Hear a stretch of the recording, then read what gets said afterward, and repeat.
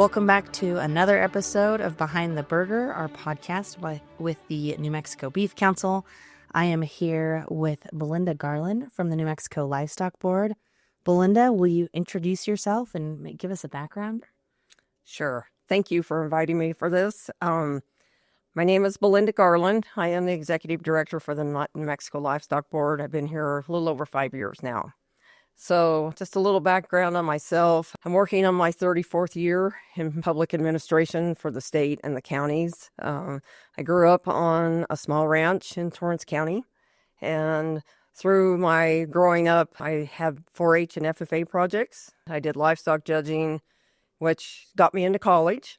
And I went to college in Casper, Wyoming, and the Panhandle State University in the Panhandle of Oklahoma. During that time, I've worked in some Western clothing stores, worked in feed yards, the sale barns, and then just always worked on the family ranch as well. What a neat upbringing and experience, I think. I think that's a great way to grow up and then continue. And then it sounds like you've had a lot of career diversity. Well, tell us specifically kind of about your family operation and the history of the operation of the ranch. So my great-grandfather came to where I'm at now after the Civil War. He kind of has a unique story. He was from the Georgia area, and after the Civil War, he migrated out of there. He moved several times, but the last place he landed is where we're at now. Wow. So probably in the 1870s. Wow. He came there. So I am fourth-generation rancher. He started ranching and doing some dry land farming.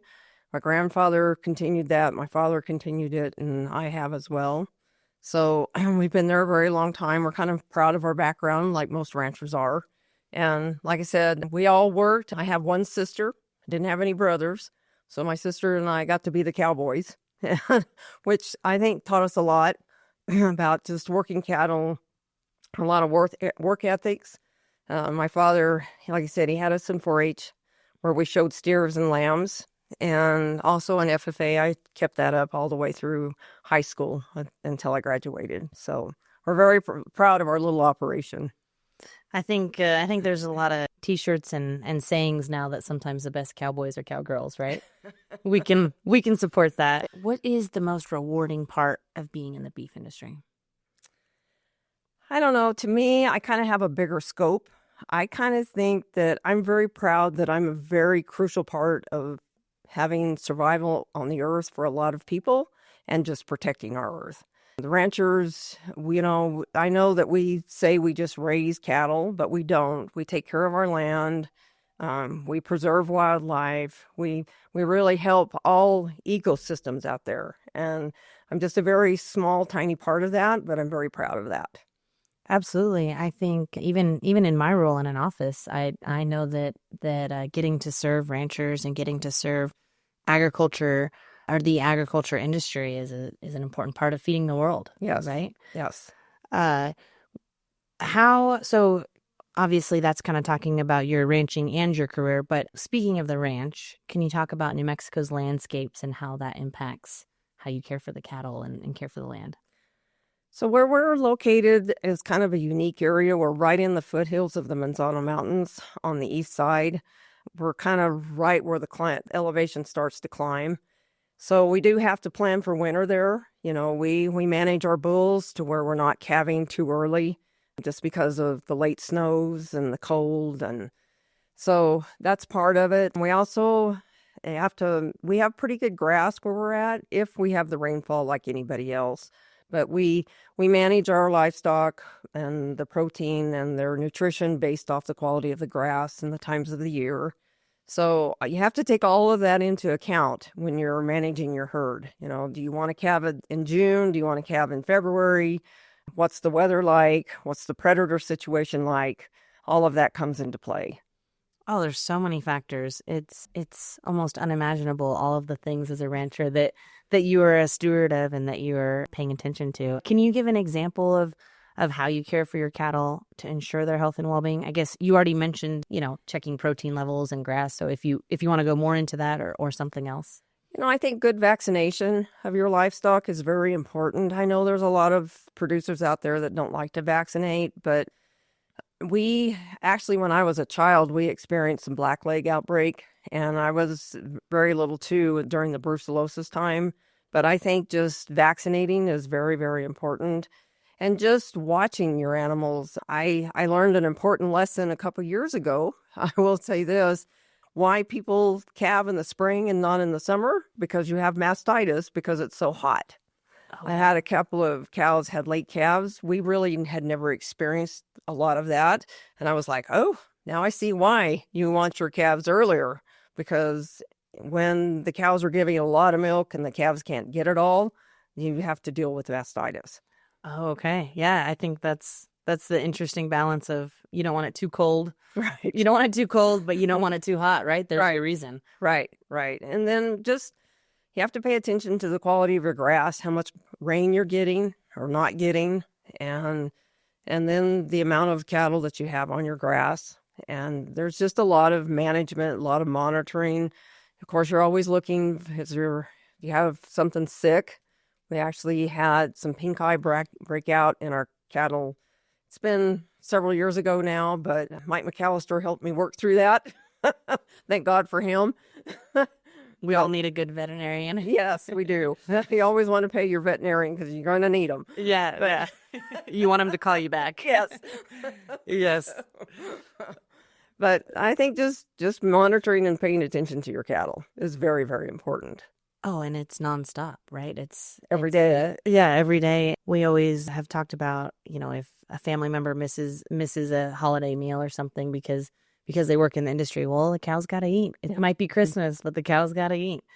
What is maybe one of the biggest challenges or another challenge? Because obviously we've already identified them as is easy. What is maybe your biggest challenge that you all face at your ranch? So I think some of ours is my grandfather has said that every day on a ranch is a fight to survive. And I think he's really right because you fight the climate, you fight the market, you fight the predators, and you fight your neighbors. So, some neighbors are really good if they're in the same industry and they work with you, you get along well. But the changing of the atmosphere in small ranching is big because people are moving out of the city into more rural areas. So a lot of that, sometimes there are disagreements with your neighbors. So I truly believe it's just a fight to survive. Oh, no doubt. I think one of the things we were talking about recently is I think it's like second generation removed. Most people are a generation or two or three now removed from where their food comes from. Right. So the understanding of what you're doing on your operation doesn't connect to what they're getting at the grocery store all the time. So that's kind of the goal of the podcast, right? We want to talk about it. Right. And a lot of people think because they go out and they buy 10 head of cows that makes them a rancher. But there's so much to learn. I mean, my father would say that you would spend a lifetime in the industry and not know everything. And he's right. There's just so much to learn every day. Yes. Yes. No doubt. No doubt. I am trying to learn as much as I can. And I work in the office and live in the city. And I want to learn and understand as much as I can because there's so much to learn. So what is one thing, I guess I feel like, again, everything you've said has kind of answered this question too, but what's one thing most people don't know about raising beef in New Mexico? I think my answer to that would be that really cattle producers in the state are a family. And I have a really good example of that. My father's been deceased quite some time, but a couple months after he passed away, Bill King walked up to me at the sale barn in Belen and shook my hand, gave his condolences to myself and my mother, and he said, "If you need anything, I'll send men to help you." So that was really, really impressive to me. At that time, I was younger, and I was thinking, man, that really is important to him that we all survive and that we're all working towards the same goal and doing well. Oh, what a blessing that we do get to work with such wonderful people and that there are so many good seeds, so many good seeds in New Mexico beef industry. I agree wholeheartedly. What is your favorite part of ranching? Spring. I love spring. I love the green grass and I love the babies. I sent you guys a picture of a calf on some hay, and that was in the springtime. When I was growing up, we had goats and sheep, and we had all kinds of babies, which Rob and I don't have right now, but I love all of that. I love to get up in the mornings when the sun's coming up and it's getting a little warmer, and you just go out and have a cup of coffee and watch the babies play. They're special animals. Yeah. They're special animals. And I know sometimes we were speaking to a group recently that maybe had a hard time understanding how special the animals are. And then that we are going to harvest them for sustenance, right? Right. And I think that is maybe a hard thing to explain. And I don't know the best way yet necessarily, other than being a good steward of the animals and making sure that we're using them efficiently, that we're raising them humanely, and all of that to provide a good product. Because, we believe that beef is a very high quality protein, right? And if we want to, feed the world and help meet nutrient deficiencies or anything like that, it's going to take some animal protein, and we hope it's beef. My father always would tell us that, this is just the cycle of life. We would raise a calf on the bottle. You'd get really attached to him because you're holding him and you're feeding him every day, and he's relying on you. And then you actually send him off to slaughter. So yeah, it's kind of just the cycle of life. Absolutely. Absolutely. And an important part of it. Part of it. And if it makes you uncomfortable, maybe that means you care enough and that you're working hard on them, So maybe, I guess, is there anything else about your family or your family ranch that you want to talk about before I kind of ask you more about your role? No, we have a very diverse background and stuff, and my sister still helps at the ranch and stuff, and Rob, he's my partner in all of it. I don't know what I would have done without him in all these years. It's good to have good family, right? And have a good partner. So tell me about your role with the New Mexico Livestock Board. So I am the executive director. I've been here a little over 5 years now. I'm the first woman to have this position. I know I had a lot of people ask me if I got the job just because I was a woman, and I told them, well, I hope not, because I also have a lot of livestock and agricultural background. I have a bachelor's in animal science and a bachelor's in agricultural business, and I told them, I said, I think I've paid my dues. I've worked in feed yards, sale barns, ranches. I've done a lot of agricultural work, so I oversee the agency, but I think I'm just part of the team. Absolutely. Well, I think it's a special thing in New Mexico to see a lot of female leaders and a lot of women in agriculture. In fact, a lot of our podcast guests have been women because there's women leaders, and we have been accepted as a woman in agriculture. So I think you're another, inspiration and another example of that. So I think you have the job because you're good at your job, and you just happen to be a woman, which helps for some of us to be inspired and encouraged that we can be leaders as well.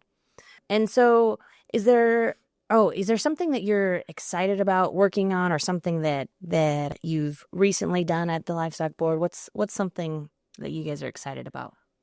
So one thing I'm really proud about is that we've accomplished a lot during the legislative sessions. It took us 5 years, but we got the in-state meat inspection program started finally. I'm super excited that we have Eddie and Kayla hired now. They're going to be the deputy director and the director, and they're going to do an awesome job to get this program stood up. They're really into this program, and I think this program's going to do well and go far. I know the word's out that we got our fees caps increased during this last session.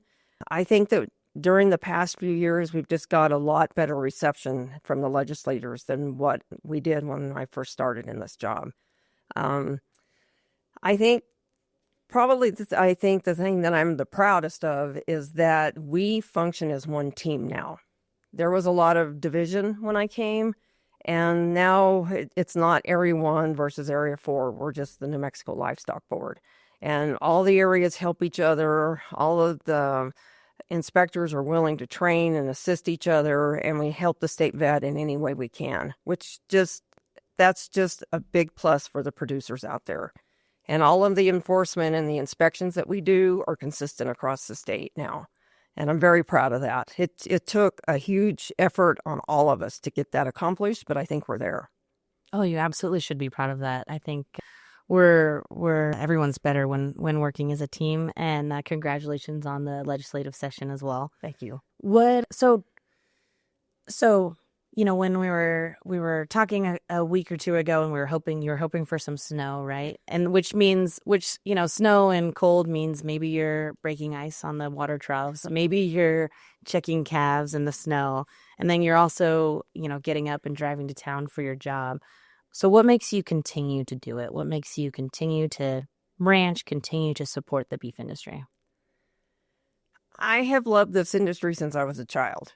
I was the first one out the door every morning, and it didn't bother me to go chop ice. I loved being in the barns with all the animals, and I just love being outside.